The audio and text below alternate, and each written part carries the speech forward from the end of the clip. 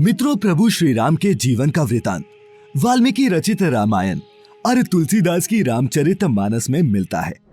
हाल ही में जब दोबारा से रामायण सीरियल को छोटे पर्दे पर टेलीकास्ट किया गया तो एक बार फिर से पूरा देश राम भक्ति में डूब गया और रामायण चर्चा के केंद्र में आ गई। लेकिन रामायण के कुछ ऐसे भी रहस्य हैं जिनसे आज भी अधिकतर जनमानस अनजान है।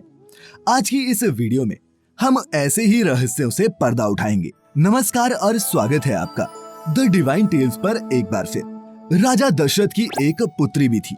मित्रों, ये तो ज्यादातर लोगों को पता है कि प्रभु श्री राम को मिलाकर 4 भाई थे, लेकिन श्री राम की एक बहन भी थी जिसके बारे में बहुत कम ही लोग जानते हैं। उनका नाम शांता था और वह उम्र में 4 भाइयों से बड़ी थी। उनकी माता कौशल्या थी और एक मान्यता के अनुसार एक बार की बात है, अंग देश के राजा रोमपद और उनकी पत्नी वर्षिनी अयोध्या में पधारे। वो निसंतान थे। उनसे चर्चा के दौरान जब राजा दशरथ को ये बात पता चली तो उन्होंने कहा कि मैं अपनी पुत्री शांता को आपको संतान के रूप में सौंपता हूँ। ये सुनकर दोनों अति प्रसन्न हुए और वो शांता को लेकर अपने साथ चले गए। उन्होंने बड़े ही प्यार से शांता का पालन पोषण किया और एक अच्छे माता पिता के सभी कर्तव्यों को निभाया। 14 वर्षों तक नहीं सोए थे लक्ष्मण। एक मान्यता के अनुसार जब वनवास की प्रथम रात्रि को श्री राम और माता सीता सो गए, लेकिन लक्ष्मण नहीं सोए, तो थोड़ी देर में निद्रा देवी लक्ष्मण के सामने प्रकट हुई और पूछने लगी, आप क्यों नहीं सो रहे?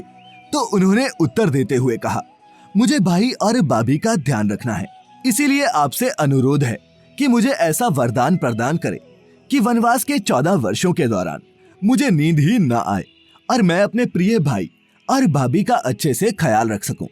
निद्रा देवी उनकी इस बात पर खुश हुई और बोली, मैं तुम्हें यह वरदान तभी दे सकती हूँ जब कोई तुम्हारे बदले 14 वर्षों तक सोने का संकल्प करे।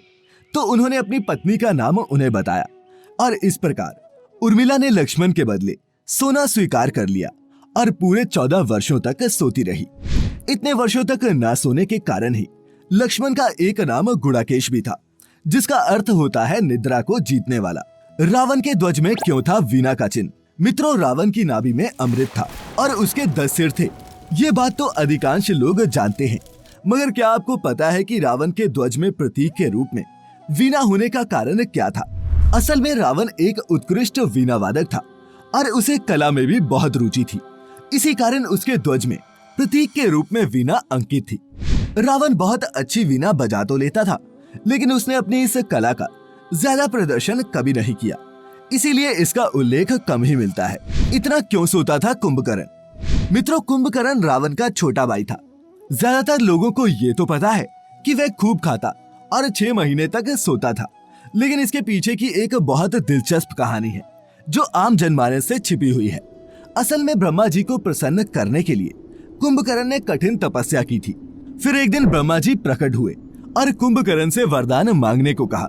देवराज इंद्र को जब ये पता चला तो उसे डर लगने लगा कि वह वरदान में कहीं इंद्रासन ना मांग ले।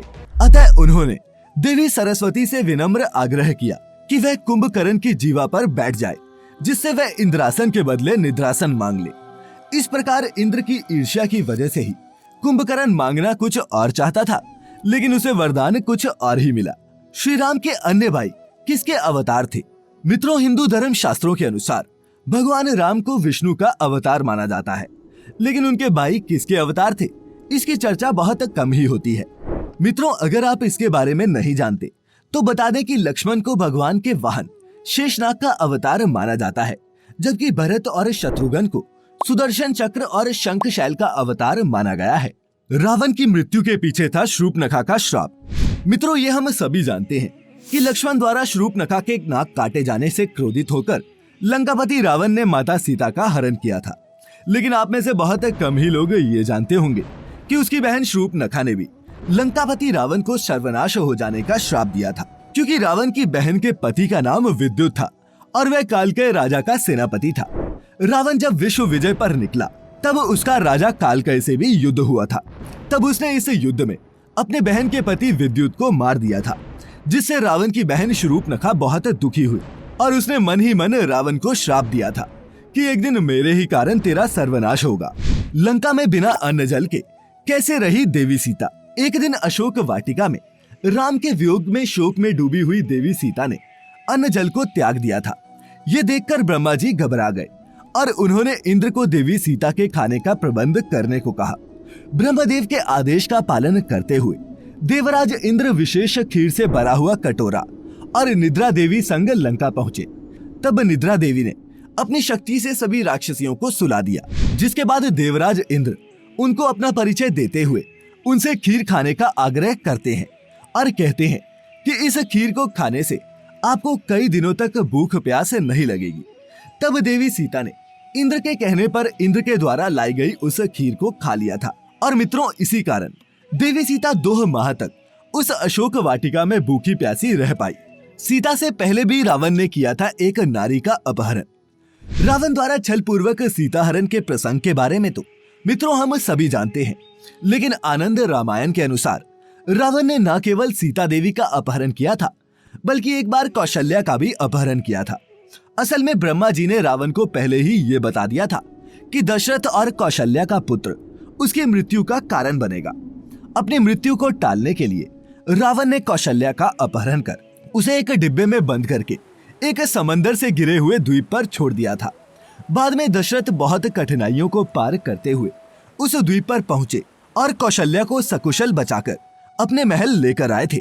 वाल्मीकि रामायण में नहीं मिलता लक्ष्मण रेखा प्रकरण। मित्रों, भगवान राम ने जब वन में मारीच नामक राक्षस पर बाण से प्रहार किया तो उसने अपनी माया के जरिए राम जैसी आवाज निकाली, जिसको सुनकर सीता परेशान हो गई और लक्ष्मण से राम के पास जाने को कहा। जबकि लक्ष्मण उस माया को समझ रहे थे। उन्होंने सीता जी को कई बार समझाने की कोशिश भी की, पर वो मानने को तैयार ही नहीं हुई और लक्ष्मण से तुरंत राम जी के पास जाने को कहा।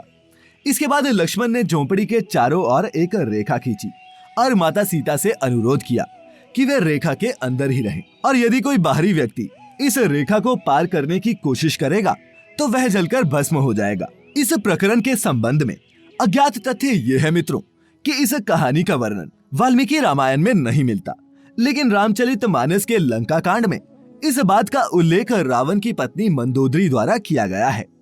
तो मित्रों, ये थी रामायण की वो घटनाएं जो काफी महत्वपूर्ण थी, लेकिन जिनका जिक्र कम ही होता है।